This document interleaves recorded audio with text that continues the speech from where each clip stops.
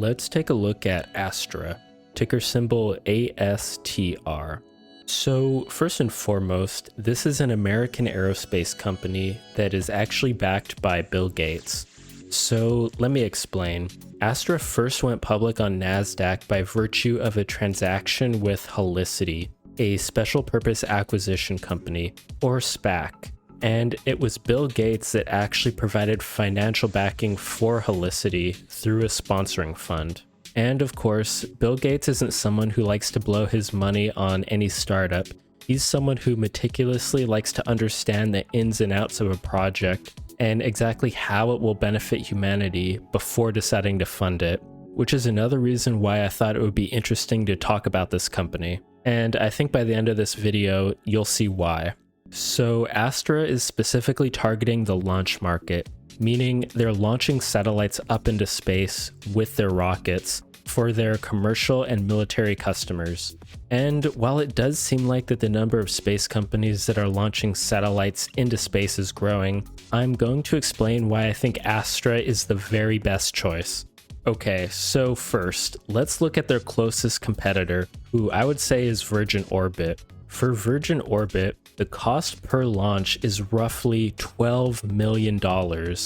Astra, on the other hand, is getting it done for only $4 million.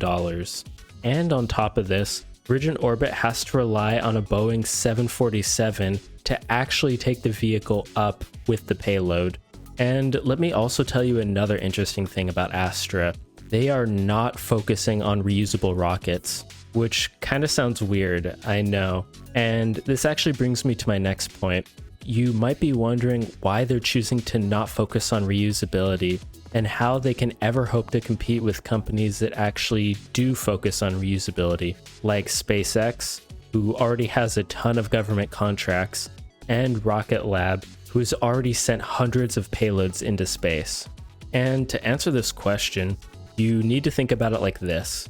Since Astra is not focusing on creating reusable rockets, their goal is to create the absolute cheapest and most bare bones rocket that they can manage to build to send up their customers' payloads. And to be honest, they're not doing it in a janky way. I know it sounds weird, but I absolutely love this idea because it is so different from what any other rocket company is doing right now, which I think is going to help set them apart. But another concern you might say is, okay, they're building cheap, non-reusable rockets. So what about all the space pollution and junk that's going to be left orbiting Earth? Does Astra really just use their rockets and leave them floating in space? Not exactly. So they build their rockets out of low-cost aluminum. And then, once the rocket has done its job, the idea is that the rocket will eventually feel the force of gravity and will inevitably be pulled back into Earth's orbit, where it'll burn up and disintegrate, leaving nothing behind. So they're focusing on simplicity, easy to make cheap rockets at a mass production scale. And by doing this, they're maximizing their cash, profitability, and scale of the entire project. There is just something very simple and pure about this method that no other rocket companies are doing right now. And I think that's where the beauty lies. And on top of all this, they also have an incredible founder and CEO, Chris, who was previously the CTO of NASA and founded OpenStack, which is an open source cloud software company. And at NASA, he partnered with Google and Microsoft, helped to create Google Moon and Mars, and actually worked with the White House to develop the cloud computing strategy for the US federal government. And even one of Astra's chief officers, Christopher Thompson, was one of the co-founders of SpaceX and has had experience working for both Virgin Orbit and Virgin Galactic. So overall, guys, Astra truly is an incredible and one-of-a-kind rocket company that is absolutely setting themselves apart from the competition, not just with their world-class team, but their entire methodology of their business model. If you're considering entering this stock right now, then understand that it'll probably be for the long term, because as of right now, it's not really the best stock to swing trade.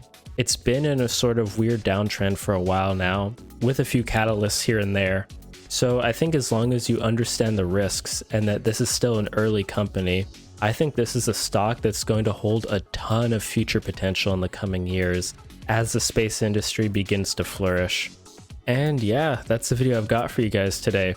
I know it was a short one, but I just wanted to give you a simple and quick run of Astra and why I think it's such a special company. Anyway, thanks as always for watching the video, and I'll catch you next time.